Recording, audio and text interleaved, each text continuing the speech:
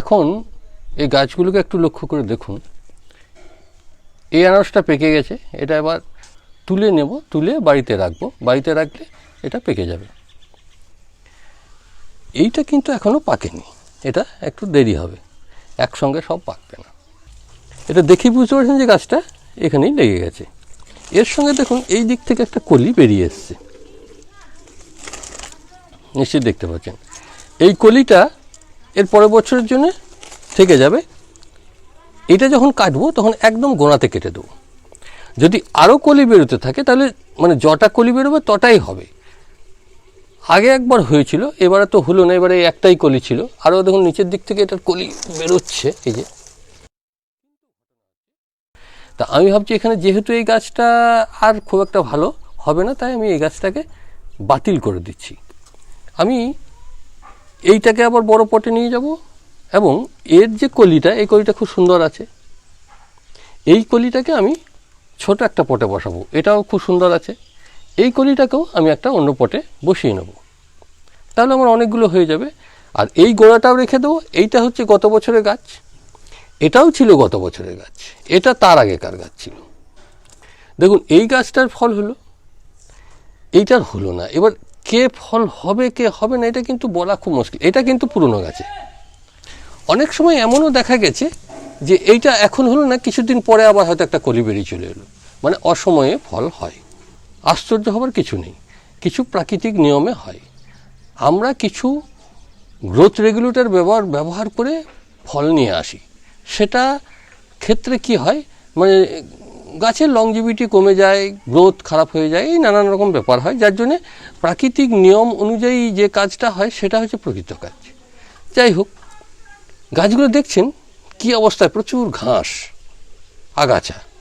তারপর এখন এই যে আগাছা হয়েছে, এখন যদি ভেতরে হাত ভরে আমি আগাছা পরিষ্কার করতে চাই, এই যে কাঁটাগুলো দেখছেন এই ফোড়া যায়, আর এত জ্বলন, এই কারণে এই আগাছা খুব একটা পরিষ্কার করা হয় না। যখন খুব বেশি হয় তখন ওই বাইরের থেকে কোনো রকমের চিমটা দিয়ে ধরে ধরে কিছু আগাছা তুলে নিই। এখন আমি যেটা বলতে চাইছি, একবার সেটিং হয়ে যাওয়ার পর এক সাইডে ফেলে রেখে, আমার এখানে পড়ে আছে এগুলো, কেবল নিয়মিত জল দিয়ে যাওয়া আর মাসে একবার করে লিকুইড অর্গানিক ফার্টিলাইজার ব্যবহার করা। এখানে কিন্তু আমি কোনো কেমিক্যাল ফার্টিলাইজার ব্যবহার করি না, সেটা গাছের চেহারাতে আপনারা বুঝতে পারছেন। অবশ্য লিকুইড অর্গানিক ফার্টিলাইজারে যদি আমি সপ্তাহে একবার করে দিই তো সেই কেমিক্যাল ফার্টিলাইজারের মতো চেহারা হয়ে যাবে, কিন্তু আমি দিই না। যাই হোক, দেওয়া হয় না, ইচ্ছা হলে দেওয়া যেতে পারে।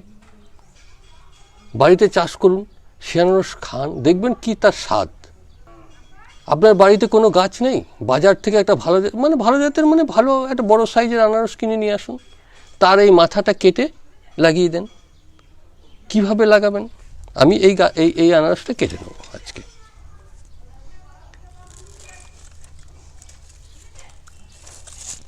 এটা পেকে গেছে যেহেতু, সবসময় মনে রাখবেন এটা একদম গোড়ার থেকে কেটে দিতে হবে। কেটে নিলাম। এইটাতে যদি আমি ছুরি না লাগিয়ে ভেঙে নিতে পারি সেটা সব থেকে ভালো। এইভাবে একটু ভালো করে ধরুন, ধরে এরকম কত সুন্দর ভেঙে গেল। এইভাবে দিলেন, দিয়ে এই জায়গাটা একটু করে দেখুন, খুব বেশি কিন্তু বসাবো না, এবার এই চিপে বসিয়ে দেন, ব্যাস। এবার চারিদিক থেকে মাটিটা অটোমেটিক্যালি সেট হয়ে যাবে। একে ছাওয়া জায়গায় রেখে দিন। উপর থেকে জল, প্রথমে একবার জল দিয়ে দেন ফুল, তারপরে মাটি দেখে জল দেবেন। কোনো রকম যেন অতিরিক্ত জল না হয়, তাহলে শেকড় পচে যাবে।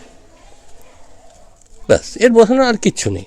সাধারণ গার্ডেন সয়েল ব্যবহার করতে পারেন কিংবা মিক্স সয়েলও ব্যবহার করতে পারেন।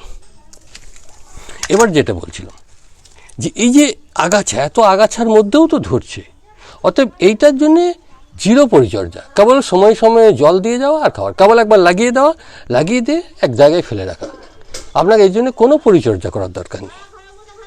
যদি আপনি খাবার বেশি দেন, এতেই আপনার ফল ভালো হবে। আমার খাবার কম পাই বলে ছোট হয়ে, এইটা বড় আছে, এটা একটু ছোট হয়েছে। এখন সপ্তাহে একদিন করে খাবার দেন, আমি মাসে একদিন দিচ্ছি। এবার আমি বলছি এই গাছটা কিন্তু আমি বাতিল করে দেবো, এটা আমি আর এর মাটিটাও ব্যবহার করব না, কারণ মাটির মধ্যে নিশ্চয়ই কিছু খামতি আছে।